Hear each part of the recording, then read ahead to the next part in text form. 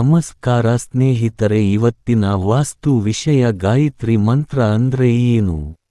ಗಾಯತ್ರಿ ಮಂತ್ರದ ಪ್ರಾಮುಖ್ಯತೆ ಏನಿದೆ? ಗಾಯತ್ರಿ ಮಂತ್ರ ಎಷ್ಟು ಮುಖ್ಯವಾಗಿದೆ? ಇದರಿಂದ ಏನು ಪ್ರಯೋಜನ ಸಿಗುತ್ತೆ? ಗಾಯತ್ರಿ ಮಂತ್ರ ಯಾಕೆ ಜಪ ಮಾಡಬೇಕು? ಪ್ರತಿದಿನ ಗಾಯತ್ರಿ ಮಂತ್ರ ಎಷ್ಟು ಸಂಖ್ಯೆ ಜಪ ಮಾಡಬೇಕು? ಸಾಧಕರಿಗೆ ಈ ವಿಡಿಯೋದಲ್ಲಿ ಪೂರ್ಣ ಮಾಹಿತಿ ತಿಳಿಸುತ್ತಿದ್ದೇನೆ. ದಯವಿಟ್ಟು ಎಲ್ಲರೂ ಗಮನವಿಟ್ಟು ಪೂರ್ತಿಯಾಗಿ ಈ ವಿಡಿಯೋ ನೋಡಿ. ಗಾಯತ್ರಿ ಜಪ ಈ ಲೋಕದಲ್ಲಿನ ಮಾನವ ಹಾಗೂ ಚರಾಚರ ಪ್ರಾಣಿವಸ್ತುಗಳ ಜೀವನದ ಆಧಾರವೇ ಸೂರ್ಯನಾಗಿದ್ದು, ಅವನು ನಮಗೆ ಪ್ರತ್ಯಕ್ಷ ಕಾಣುವ ಭಗವಂತನಾಗಿರುತ್ತಾನೆ. ಬ್ರಹ್ಮನನ್ನು ಸೂರ್ಯನೆಂದು, ಸೂರ್ಯನನ್ನು ಸವಿತೃ ಎಂದು ಕರೆಯುತ್ತಾರೆ. ಸೂರ್ಯನೇ ಬ್ರಹ್ಮ ಎಂದು ತಾತ್ಪರ್ಯವಿದೆ. ಬ್ರಹ್ಮನೇ ಸರ್ವಸ್ವ ಹಾಗೂ ಸರ್ವೋನ್ನತ.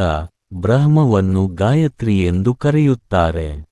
ಹಾಗಾಗಿ ಗಾಯತ್ರಿ ಉಪಾಸನೆಯನ್ನು ಬ್ರಹ್ಮೋಪಾಸನೆ ಎಂದು, ಗಾಯತ್ರಿಯ ಉಪದೇಶವನ್ನು ಬ್ರಹ್ಮೋಪದೇಶ ಎಂದು ಹೇಳುತ್ತಾರೆ. ಒಟ್ಟಿನಲ್ಲಿ ಗಾಯತ್ರಿ ಉಪಾಸನೆ ಎಂದರೆ ಸರ್ವಶಕ್ತನೂ ಸರ್ವೋತ್ಕೃಷ್ಟನೂ ಏಕನೂ ಸನಾತನನೂ ಆದ ಬ್ರಹ್ಮನ ಉಪಾಸನೆ ಎಂದು ಸಂಗ್ರಹವಾಗಿ ಹೇಳಬಹುದು. ಸೂರ್ಯನು ಅರ್ಥಾತ್ ಸವಿತೃ ಹಾಗೂ ಬ್ರಹ್ಮನು ನಮ್ಮ ಬುದ್ಧಿ, ಶರೀರ, ಮನಸ್ಸುಗಳನ್ನು ಶುದ್ಧೀಕರಿಸಿ ಕಾಪಾಡಲಿ ಎಂಬ ತಾತ್ಪರ್ಯಭಾವದಿಂದ ಸರ್ವವಿಧದ ಕಲ್ಯಾಣಕ್ಕಾಗಿ ಪ್ರಾರ್ಥಿಸುವ ಮಂತ್ರವೇ ಗಾಯತ್ರಿ. ಗಾಯತಂ ತ್ರಾಯತೆ ಇತಿ ಗಾಯತ್ರಿ ಎಂದು ಇದರ ಶಬ್ದೋತ್ಪತ್ತಿಯ ವಿವರವಾಗಿದೆ. ಅಂದರೆ ಇದನ್ನು ಗಾನ ಮಾಡುವವರನ್ನು ಇದು ಕಾಪಾಡುತ್ತದೆ. ಆದ್ದರಿಂದ ಗಾಯತ್ರಿ ಎಂಬ ನಾಮಧೇಯವನ್ನು ಹೊಂದಿದೆ ಎಂದು ತಾತ್ಪರ್ಯ. ಗಾಯಂತಂ ತ್ರಾಯತೆ ಯಸ್ಮಾದಾಯಂ ತತಃ ಸ್ಮೃತ. ಅಡ್ಡಗೆರೆ. ಗಾಯತ್ರಿಯಲ್ಲಿ ಕರ್ಮ, ಭಕ್ತಿ, ಜ್ಞಾನ, ರಾಜ ಎಂಬ 4 ಯೋಗಗಳು ಅಡಕವಾಗಿದ್ದು, ಗಾಯತ್ರಿಯು ಯೋಗಮಾರ್ಗಗಳ ಸಾರಸಂಗ್ರಹವಾದ ಮಂತ್ರವಾಗಿದೆ.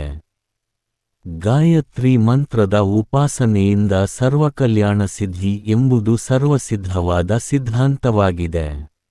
ಗಾಯತ್ರಿಯು ವೇದಮಂತ್ರವಾಗಿರುವುದು ಮಾತ್ರವಲ್ಲದೆ ವೇದಸಾರ ಮಂತ್ರವೂ ಆಗಿರುತ್ತದೆ. ಪ್ರತಿದಿನವೂ ಸಂಧ್ಯಾವಂದನೆ ಮಾಡುವಾಗ ಗಾಯತ್ರಿಯನ್ನು ನಿಯಮಿತ ಬಾರಿ 108 ರಿಂದ 1800 ತನಕ ಯಥಾಶಕ್ತಿ ಭಕ್ತಿಶ್ರದ್ಧೆಗಳಿಂದ ಕೂಡಿ ಜಪಿಸಬೇಕು. ಆಗ ಸರ್ವವಿಧದ ತಾಪತ್ರಯಗಳು ನಿವೃತ್ತಿಯಾಗುತ್ತವೆ ಎಂದು ಹೇಳಲಾಗಿದೆ. ಗಾಯತ್ರಿಯು ಹಿಂದೂ ಸಂಸ್ಕೃತಿಯ ಪಂಚ ಆಧಾರಸ್ತಂಭಗಳಾದ ಗೀತೆ, ಗೋವು, ಗೋವಿಂದ, ಗಾಯತ್ರಿ, ಗಂಗೆ ಎಂಬವುಗಳಲ್ಲಿ ಒಂದಾಗಿರುತ್ತದೆ. ಈ ಮಂತ್ರವು ವೇದಗಳಿಗೆ ಸೇರಿದ್ದು ಋಗ್, ಯಜುರ್, ಸಾಮ ಮತ್ತು ಅಥರ್ವ ಎಂಬ 4 ವೇದಗಳಲ್ಲೂ ಇದು ಸ್ಥಾನವನ್ನು ಪಡೆದಿರುತ್ತದೆ. ಗಾಯತ್ರಿಯನ್ನು ಈಗಾಗಲೇ ಹೇಳಿದಂತೆ ಬ್ರಹ್ಮ, ಸವಿತೃ, ಸಾವಿತ್ರಿ, ದೇವಿ ಎಂದು ಹೇಳುತ್ತಾರೆ. ಗಾಯತ್ರಿ ಮಂತ್ರದ ಕುರಿತಾಗಿ ತುಂಬಾ ವಿಚಾರಪೂರಿತವೂ ತತ್ವ ವಿಶ್ಲೇಷಣಯುಕ್ತವೂ ಆದ ಸಾಹಿತ್ಯವೇ ಬೆಳೆದಿರುತ್ತದೆ. ಇಷ್ಟೊಂದು ಮಹಿಮಾನ್ವಿತವೂ ಪವಿತ್ರವೂ ಆದ ಗಾಯತ್ರಿ ಮಂತ್ರದ ಪಾಠ ಹೀಗಿದೆ. ಓಂ ಭೂರ್ಭುವಸ್ಸುವಃ ತತ್ಸವಿತುರ್ವರೆಣ್ಯಂ ಭರ್ಗೋ ದೇವಸ್ಯ ಧೀಮಹಿ ಧಿಯೋ ಯೋ ನಃ ಪ್ರಚೋದಯಾತ್. ಇದನ್ನು ಬಿಡಿಸಿ ಹೇಳುವಾಗ ಹೀಗೆ ಹೇಳಲು ಸಾಧ್ಯವಾಗುತ್ತದೆ.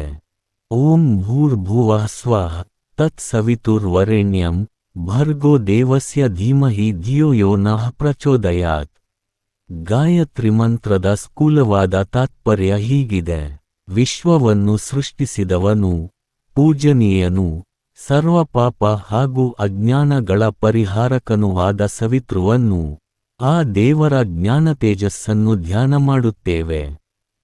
ಆತನು ನಮ್ಮ ಧ್ಯೇಯಶಕ್ತಿಯನ್ನು, ಬುದ್ಧಿಶಕ್ತಿಯನ್ನು ಪ್ರಚೋದಿಸಲಿ. ಗಾಯತ್ರಿ ಮಂತ್ರದಲ್ಲಿ 4 ಯೋಗಗಳು ಸೇರಿದೆ ಎಂಬುದನ್ನು ಹೀಗೆ ವಿಂಗಡಿಸಿ ತಿಳಿಯಬಹುದು. 1. ಜ್ಞಾನಯೋಗ. ಅಜ್ಞಾನದಿಂದ ಆದ ಆಶೋತ್ತರಗಳು ಹೋಗಿ ಜ್ಞಾನ ಉದಯಿಸಲಿ ಎಂಬ ಪ್ರಾರ್ಥನೆ ಗಾಯತ್ರಿ ಮಂತ್ರದಲ್ಲಿ ಅಡಗಿದೆ. ಹಾಗಾಗಿ ಇದು ಜ್ಞಾನಯೋಗವಾಗುತ್ತದೆ. 2. ಕರ್ಮಯೋಗ. ನಮ್ಮ ಬುದ್ಧಿಗೆ ಪ್ರಚೋದನೆ, ಪ್ರಕಾಶ ನೀಡಲಿ ಎಂಬ ಪ್ರಾರ್ಥನೆಯಿಂದ ನಾವು ಮಾಡುವ ಕರ್ಮಗಳಿಗೆ ಭಗವಂತನ ಇಚ್ಛೆಯು ಆಧಾರವಾಗಲಿ ಎಂಬ ಅರ್ಥದಲ್ಲಿ ಉಪಯೋಗಿಸಲ್ಪಟ್ಟಿರುವುದರಿಂದ ಗಾಯತ್ರಿಯಲ್ಲಿ ಕರ್ಮಯೋಗವು ಸೇರಿರುತ್ತದೆ ಎಂಬುದು ಸ್ಪಷ್ಟ. 3. ಭಕ್ತಿಯೋಗ. ಪೂಜನೀಯನು ಸರ್ವಪಾಪಗಳ ಪರಿಹಾರಕನೂ ಆದ ಆತನು ನಮ್ಮ ಧ್ಯೇಯಶಕ್ತಿಯನ್ನು ಪ್ರಚೋದಿಸಲಿ ಎಂಬ ಪ್ರಾರ್ಥನೆಯಿರುವುದರಿಂದ ಇದು ಭಕ್ತಿ ಯೋಗವನ್ನು ಕೂಡಿರುತ್ತದೆ. 4. ರಾಜಯೋಗ. ಗಾಯತ್ರಿ, ಸವಿತೃ, ಸಂಧ್ಯೆ ಎಂಬಿತ್ಯಾದಿ ಹೆಸರುಗಳಿಂದ ಕೂಡಿ ಗಾಯತ್ರಿಯು ಧ್ಯಾನಕ್ಕೆ ವಸ್ತುವಾಗಿದೆ. ಮಾತ್ರವಲ್ಲದೆ ಗಾಯತ್ರಿಯಲ್ಲಿ ಧ್ಯಾನವನ್ನು ಹೇಳಿದೆ. ಹೀಗಾಗಿ ಇದು ಧ್ಯಾನದಿಂದ ಕೂಡಿರುವ ರಾಜಯೋಗವಾಗುತ್ತದೆ. ಹೀಗೆ ಗಾಯತ್ರಿಯು ಮನುಷ್ಯನ ತ್ರಿಕರಣ ಶುದ್ಧಿಗೂ ಚತುರ್ವಿಧ ಪುರುಷಾರ್ಥ ಸಿದ್ಧಿಗೂ ಸಹಾಯಕ ಸಾಧನವಾಗುವ ಅತ್ಯಂತ ಪವಿತ್ರವೂ ಶ್ರೇಷ್ಠವೂ ಮಹತ್ವಪೂರ್ಣವೂ ಆದ ಮಂತ್ರವಾಗಿರುತ್ತದೆ. ಗಾಯತ್ರಿಯನ್ನು ವೇದಮಾತಾ, ಮಂತ್ರರಾಜ ಎಂದು ಹೇಳಲಾಗಿದ್ದು ಗಾಯತ್ರಿಗೆ ಮಿಗಿಲಾದ ಮಂತ್ರ ಇನ್ನಿಲ್ಲ ಎಂಬುದಾಗಿ ಹಿಂದೂ ಧರ್ಮ ಗ್ರಂಥಗಳಲ್ಲಿ ಗಾಯತ್ರಿಯ ಮಹಿಮೆ, ಶಕ್ತಿಗಳ ಕುರಿತಾಗಿ ಬಹಳ ವಿಸ್ತಾರವಾದ ವಿವರಗಳು, ಉದಾಹರಣೆಗಳು, ಸ್ಪಷ್ಟೀಕರಣಗಳು ದೊರೆಯುತ್ತವೆ. ಗಾಯತ್ರಿ ಮಂತ್ರದ ಜಪಧ್ಯಾನಗಳಿಂದ ಮಹಿಮೆ ಪ್ರತಿಯೊಬ್ಬ ಉಪಾಸಕನಿಗೂ ಸ್ಪಷ್ಟವಾಗುವುದು. ಗಾಯತ್ರಿ ಮಂತ್ರವು ಮೇಲ್ನೋಟಕ್ಕೆ ಬಹಳ ಸರಳ ಹಾಗೂ ಮಹಿಮೆಯಿಲ್ಲದಂತೆ ಕಾಣುತ್ತದೆ. ಅದು ಹೌದಾದರೂ ಗಾಯತ್ರಿ ಮಂತ್ರೋಪಾಸನೆಯಿಂದ ಭಗವದನುಗ್ರಹದ ಬಲದಿಂದ ಗಾಯತ್ರಿಯ ಅವರ್ಣನೀಯವಾದ ಮೌಲ್ಯ, ಮಹಿಮೆ ಹಾಗೂ ಪ್ರಭಾವಗಳು ಗಾಯತ್ರಿ ಮಂತ್ರ ಸಾಧಕನಿಗೆ ತಿಳಿದುಬರುವುದು.